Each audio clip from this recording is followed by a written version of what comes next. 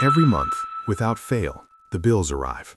Electricity, gas, heating oil, whatever the local utility company has decided to charge you this season for the privilege of staying comfortable inside your own home.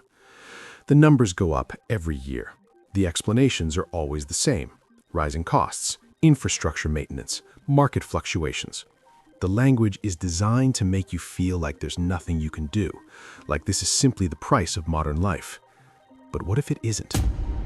What if the most effective climate control system ever devised has been sitting right beneath your feet this entire time, completely free, completely renewable, requiring no electricity, no gas, no maintenance contract, no monthly invoice? What if entire civilizations figured this out thousands of years ago, built their homes around it, lived comfortably in some of the most extreme climates on Earth because of it, and that knowledge was never lost, just quietly pushed aside when there was more money to be made selling you something that runs on a meter? Your home is stealing from you, and it doesn't have to. 6 feet down, everything changes. At a depth of roughly 6 feet below the surface of the Earth, something extraordinary happens to temperature. It stabilizes completely, regardless of what's happening on the surface above.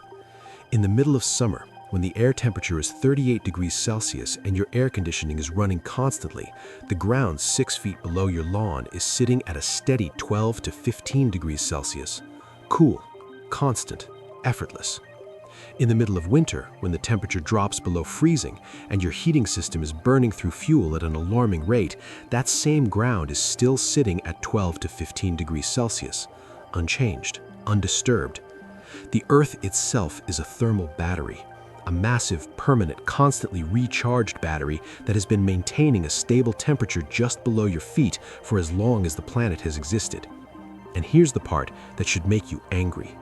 The technology to use this battery has existed for thousands of years, has been independently developed by multiple civilizations across the globe, and has been proven to reduce heating and cooling costs by 30 to 60%. Yet the average homeowner in the developed world has never heard it seriously discussed as a mainstream option. Ask yourself, why? The people who already knew. In southern Tunisia, in a region called Matmata, there is a community of Berber people who have lived in the same location for thousands of years. Their homes are not built on the surface of the earth, they are carved into it. The traditional Matmata dwelling begins with a large circular pit dug straight down into the soft rock, typically about 10 meters deep. Around the walls of this central courtyard, inhabitants carve rooms horizontally into the rock: sleeping quarters, kitchens, living areas. The surrounding rock provides something no above-ground construction can replicate at scale: thermal mass that keeps the interior cool in summer and protected in winter, without a single mechanical system. The climate of southern Tunisia is extreme. Summer temperatures regularly exceed 40 degrees Celsius, yet inside the pit dwellings of Matmata, the temperature is stable, comfortable, maintained entirely by the thermal properties of the earth. These are not ruins. People live in Matmata today in the same type of pit dwellings their ancestors built thousands of years ago. Visitors consistently report astonishment at the interior temperature, comfortable and stable, with no air conditioning running anywhere. Were these people primitive, or were they applying a sophisticated understanding of physics that we have collectively chosen to forget? The ancient air conditioners of Persia. In ancient Persia, engineers developed a system called a qanat more than 3,000 years ago. Underground channels carrying water from mountain aquifers to cities, running for kilometers beneath the surface, chilled by the surrounding earth along the way. Air moving through these tunnels arrived at inhabited areas significantly cooler than the brutal surface temperature above. Persian architects built structures called yakchal, domed ice houses that used underground chambers and evaporative cooling from qanat water to store ice through summer months in a desert climate. In the ancient city of Yazd, wind towers called badgirs captured prevailing winds and directed them downward through underground water channels before releasing them into living spaces, providing natural air conditioning in one of the hottest inhabited regions on the planet. UNESCO designated Yazd a World Heritage Site in 2017, in part because of the sophistication of its passive climate systems. Systems developed over 1,000 years ago that, in terms of basic physics, cool air by 15 degrees Celsius using nothing but water, earth, and clever geometry. The ancient Persians weren't just getting by. They were engineering solutions that the modern HVAC industry hasn't meaningfully improved upon in terms of energy cost. The knowledge wasn't lost, it was shelved. Earth tubes, the modern rediscovery.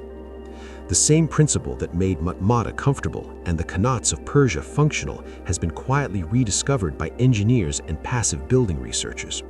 The modern application is called an earth tube or ground-coupled heat exchanger. The concept is simple. A pipe is buried in the ground at a depth of at least 1.5 to 2 meters, running for 15 to 50 meters before connecting to a building's ventilation intake. When air is drawn through this underground pipe, something straightforward but powerful happens. In summer, outside air at 35 or 40 degrees Celsius travels through the pipe buried in cool earth and emerges inside the house at 18 or 20 degrees. You have cooled the incoming air by 15 to 20 degrees without a compressor, without refrigerant, without electricity beyond a small fan. In winter, outside air at -10 degrees travels through the pipe buried in relatively warm earth and emerges at 8 or 10 degrees. You have pre-warmed the incoming air significantly, dramatically reducing the load on your heating system. Independent studies across Europe, North America, and Asia consistently document energy reductions of 30 to 60% for the climate control portion of a building's energy budget. In Germany, Switzerland, Austria, and Scandinavia, earth-coupled ventilation is an accepted and increasingly common technology in low-energy construction. The data is consistent and unambiguous. It works reliably over decades, and it saves serious money. The economics nobody showed you. The average American household spends approximately $2,200 a year on energy. Roughly half of that, around $1,100, goes towards heating and cooling. Over 30 years, that's $33,000 spent on temperature control alone. In extreme climates, considerably more. Apply a conservative 30% reduction from an earth tube system, $9,900 saved over 30 years. Apply the higher end of documented savings, 60%, and you're looking at nearly $20,000 back in your pocket. The installation cost of an earth tube system for a residential property ranges from $3,000 to $10,000. The payback period is typically 5 to 10 years.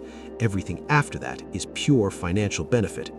If a financial advisor offered you an investment costing $5,000 upfront that returned $15,000 over 20 years with essentially zero risk, you would take it without hesitation. But no one ever presented it to you that way, because the people who advise you on your home operate within a system that has no financial incentive to make it happen. The system was never designed around your financial interests. Why nobody told you? Architecture and engineering schools spend years training the professionals who design buildings. What most of them learn very little about is the thermal properties of the earth as a climate control resource. Ground-coupled heat exchange is covered, if at all, in specialized elective courses. Earth tubes, yakchals, and the physics that makes them work are treated as historical footnotes rather than practical modern tools. Why? Because the curriculum reflects the industry that employs the graduates. That industry sells HVAC systems, insulation products, smart thermostats, and energy management software.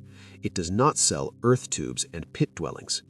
The people who designed your home were trained by an industry that profits from your energy consumption. The building codes governing your home were written by committees heavily influenced by the industries they regulate. The energy standards your home is tested against assume, as a baseline, that you will be purchasing energy every month for as long as you own the property. No one sat down and decided to suppress this knowledge. What happened is subtler. An economic system that rewards ongoing consumption naturally produces a built environment optimized for ongoing consumption. The knowledge about Earth-based climate control didn't need to be suppressed. It just needed to be unfundable, unteachable, and unprofitable enough that the mainstream system never had any incentive to take it seriously. The conversation we should have been having. Somewhere in the past century, we collectively accepted a premise that was never put to a vote. that comfort requires consumption, that staying warm in winter and cool in summer is fundamentally a matter of purchasing energy every month forever. The civilizations of Matmata, of ancient Persia, of the cave cities of Cappadocia never accepted that premise. They looked at the earth itself and saw it as a partner rather than an obstacle. They built with the thermal properties of the ground rather than against the thermal properties of the atmosphere.